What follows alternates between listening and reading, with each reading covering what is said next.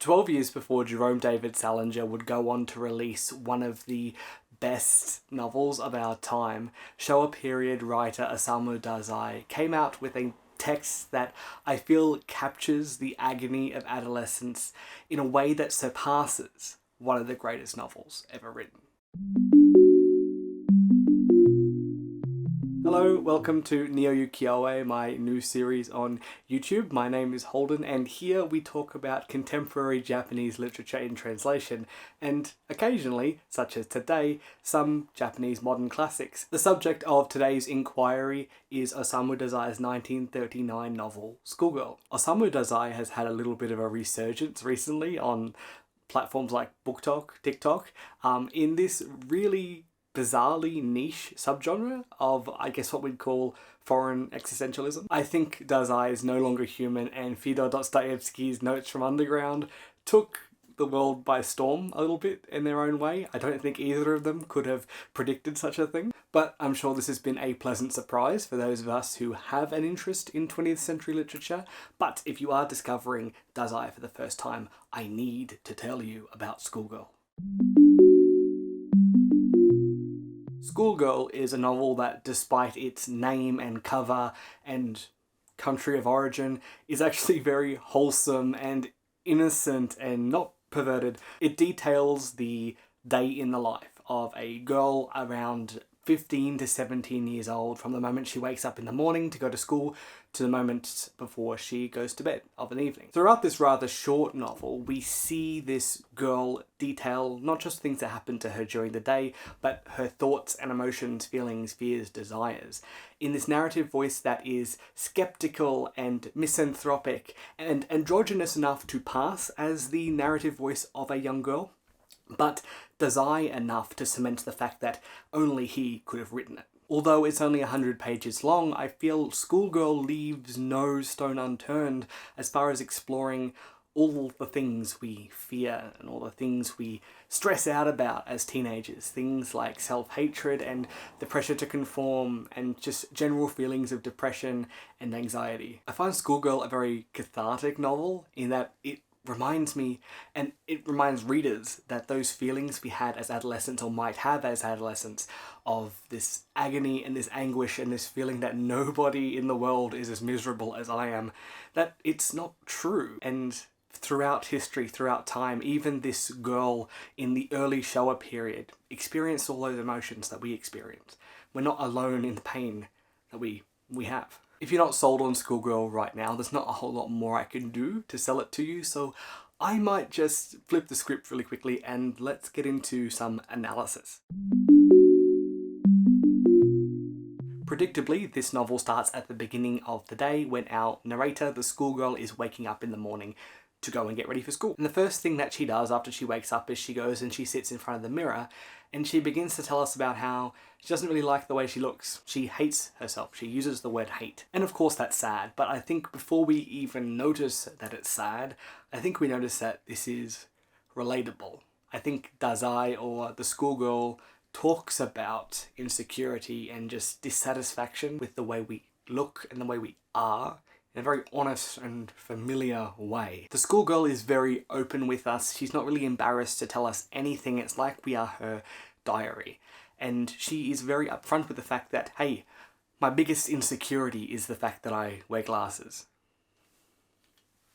And yes, I think wearing glasses is not the big deal today that it was maybe 85 years ago when this novel came out. But regardless of whether it is normal, or regardless of whether it's accepted now, or insecurities about glasses wearing is something that we kind of left in the 80s, the point is that yes, when we are young, when we are teenagers, we do feel this pressure to conform. And I think this is something that haunts our narrator, this feeling that she must conform. And by being someone who needs glasses to see and wearing her glasses, she feels like she stands out, that she's different, and she doesn't like that feeling.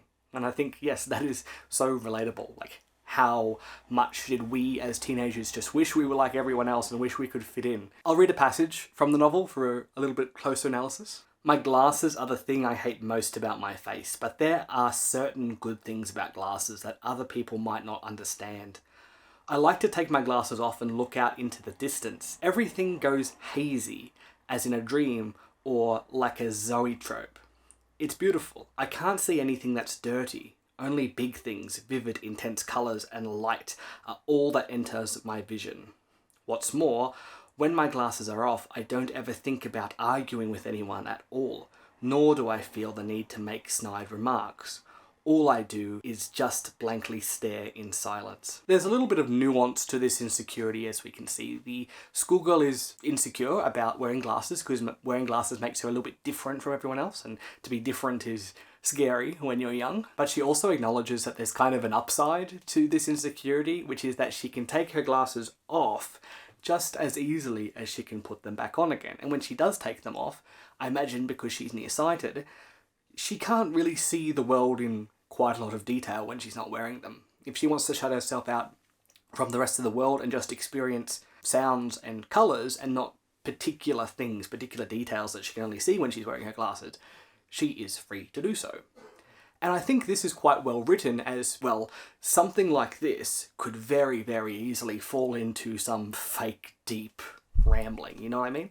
The wrong writer and the wrong translator could have taken this concept and made it Jaden Smith, how our mirror is real if our eyes are not real kind of thing. But I genuinely think this, as well as all the other things that we'll look at in more detail, well crafted. This way to talk about kind of this teen angst and beyond just angst, this teen despair in a way that doesn't feel Tumblr, in a way that doesn't feel r/I'm 14 and this is deep. There's a lot of books that fail to do this and seem more cringe than they do philosophical.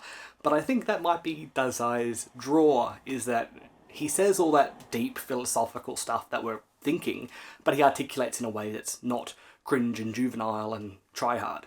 On the topic of self-hatred, self-hatred is a kind of through line in Schoolgirl. I want to share a line that might be a little bit controversial. Some people might think it's a bit misogynistic or tone deaf, but I think it does have a purpose, and I will share it with you. So when the schoolgirl is coming home from school and she's riding the train, she thinks of earlier that day when she was riding the train to school and she saw a woman that she thought was ugly.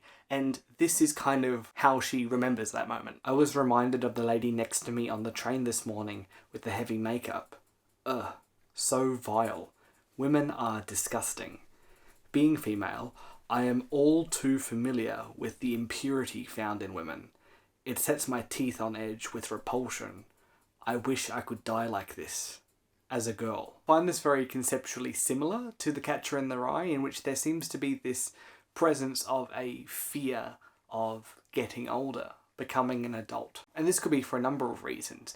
For example, the narrator may be scared for her body to change and become unfamiliar, or she could be scared of the responsibilities and implications of adulthood. And I think one of the scariest implications of adulthood and of aging in general is that we're not the only ones who age. Everyone we love ages as well, and a lot of the people that we love are significantly older than we are. At some point in the story, it is revealed that the narrator, the schoolgirl, has lost her father. Her father passed away either recently or when she was younger. And I think this trauma and this grief hangs heavy, and it influences her and it contextualizes some of the struggles that she had. I think it makes sense that given the circumstance, the narrator, the schoolgirl, wouldn't want time to continue to pass. She would feel sick at the concept of getting older, because if she could just freeze time, if everything could stay as it is right now, if she could die a girl, if she could live like this forever, then there's never the risk of things getting worse, of more people we love dying or more people hurting us. I think we can all empathise with that want and that fear. Just to end, I want to shift our focus of analysis to just two parts in this text that particularly affected me. And I think everyone's going to get something different out of this. There may be nothing that you relate to, or you may relate to different things, but these are just the two moments that I connected with, or I felt like I had a very particularly emotional reaction to it. And one of these moments is in the morning before the girl goes to school. She goes out into the garden and is greeted by her two dogs, Jappy and Pooh. And when she introduces the two dogs, she explains that Jappy is actually really quite cute and Pooh is not. He's kind of ugly. And sure, that in itself isn't particularly groundbreaking, but what she says and how she describes what I could only really explain as her intrusive thoughts and how they affect her was really quite moving, really quite emotional. Here's what she says. As I was petting Jappy, I was perfectly aware of Pooh next to him, who looked like he was about to start whining. I was also aware that Pooh was crippled. I hate how sad Pooh is. I can't stand how poor and pathetic he is, and because of that I am cruel to him. Pooh looks like a stray dog, so there is no telling when he might get nabbed or killed. Hurry, Pooh, go on up to the mountains. No one's going to take care of you, so you might as well die. I'm the kind of girl who will say or do unspeakable things. Not just to Pooh, but to anyone. I annoy and provoke people. I really am a horrid girl. It's hard to read. It's hard to read because she's right. This is quite a disturbing thing that is said. And also, the way she recognises it is confronting too. I think what is particularly confronting about this is the fact that the schoolgirl recognises something that a lot of us are afraid to acknowledge about ourselves, which is we're not really all good people. Or a lot of us have kind of morals that are questionable, and a lot of us are apathetic to injustice. We're not really good. We'd like to think we are. We'd like to think we're good and kind, but are we? The answer to that might be scary, might be confronting, the same way her recognition that she's not the kind of girl to pet an ugly dog is confronting, and it contradicts the vision of ourselves we would like to have. The other thing is that this, definitely seems to be very characteristic of what is called an intrusive thought, which are not uncommon with people with anxiety, and people with full-on serious anxiety disorders can become quite, incapacitated by these thoughts. These often take the form of a disturbing thought that does disturb us and make us feel uneasy and make us wonder, like, I can't believe I thought something like this. There must be something wrong with me. Which we see is what the schoolgirl is experiencing here.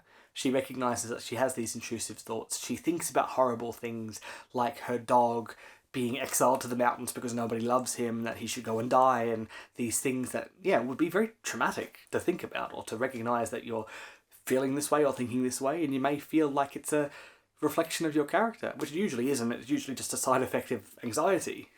But it's scary. And of course, at the time, when this was written, we didn't know all these things about anxiety that we know now.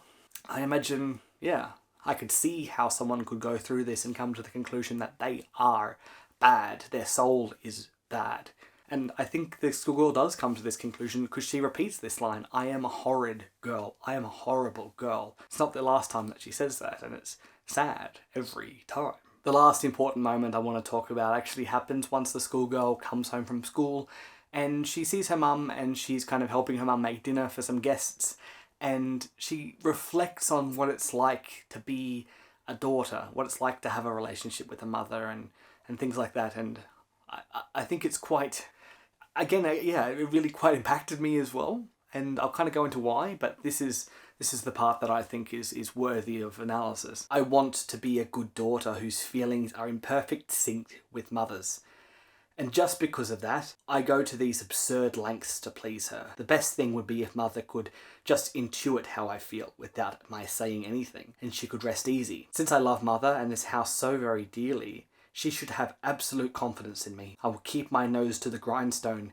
It would be my greatest pleasure. What this reminds me of is just, that desire to not be a burden on the people that we love, and to, just kind of continue on like everything's alright, even if it isn't, because you don't want to trouble people, particularly if you care about them and you know that they will share your pain. Although the schoolgirl puts on this facade and pretends that everything is okay, because maybe if I convince my mum that everything's okay, then it will be, she also kind of has this feeling, and she describes it, that she wishes her mother could intuit how she feels, because, well, it would just be a bit of a downer. It'd be a little bit awkward to come out and say, hey mum, or hey whoever it is that I love, I feel this way. We often feel like this because, yes, that conversation of I'm not okay and I need help was a hard conversation to have. I think we all wish that people could just tell when we needed them, just be there for us without having to ask, because Well, having to ask is hard. That's the hard part. And I really like this line, "I will keep my nose to the grindstone, it would be my greatest pleasure." It reminds me of all the things that we do for the people that we love the most. A lot of people pack up their whole lives and move across the country or move across the world to be with the people that they love. They'll sacrifice all sorts of things. And although that's such a big thing to ask of someone, to really dedicate their life to love, it would be their greatest pleasure. I think for the person that you love the most, you'd do anything. You'd give up on your dreams and you'd pretend to be happy even if you're not. I think it's a love and it's a pain that's just a bit more human. The emotions in this just seem so stripped back and genuine that it's almost hard to imagine that this isn't a real girl's diary. And again, like I said earlier, I think that just speaks to the talent of Dazai and his reach. But that's about everything I have to say about Schoolgirl by Osamu Dazai. And I think I'll leave it on this. I think if you've read No Longer Human or if you've read The Catcher in the Rye and you enjoyed these novels, there's no reason you wouldn't enjoy this one. I'd definitely recommend it based on that. And I think although I'm not the authority, nor do I want to be, the authority on what is like the best book for teenage girls to read, I think this one is going to speak to a lot of people. If you think you'll get something out of it, I think you will. I think it will allow you to feel seen and understood. And I think that's a good thing. I like it when books can do that. If you want to read the more polished essay version of this video, then the transcript is on my blog and feel free to cite that if you want to use this for whatever reason. And I think that's about it for today. I hope you join me in the future. I'll be here talking about Japanese literature, but also about postmodern fiction and new releases and everything that I kind of love and hate. There's plenty of books that I've read that I want to rant about as well. But if you liked this production, I hope to see you again. Please subscribe and I'll see you next time. Goodbye.